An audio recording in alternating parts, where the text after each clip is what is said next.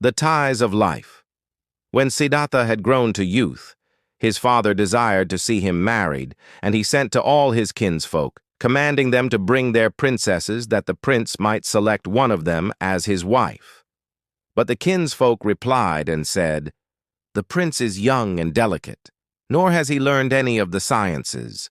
He would not be able to maintain our daughter, and should there be war, he would be unable to cope with the enemy."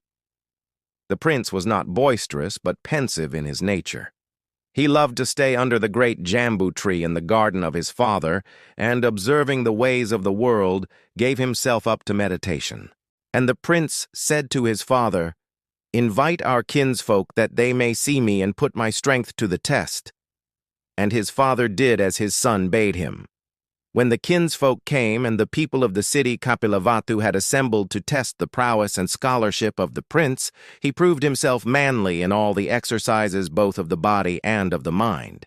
And there was no rival among the youths and men of India who could surpass him in any test, bodily or mental.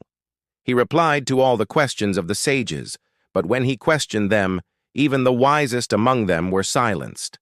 Then Siddhattha chose himself a wife.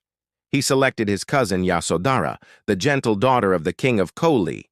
In their wedlock was born a son, whom they named Rahula, which means fetters or tie. And King Suddhodana, glad that an heir was born to his son, said, "The prince, having begotten a son, will love him as I love the prince.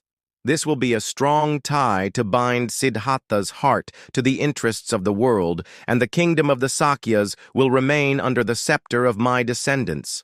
With no selfish aim, but regarding his child and the people at large, Siddhattha, the prince, attended to his religious duties, bathing his body in the holy Ganges and cleansing his heart in the waters of the law.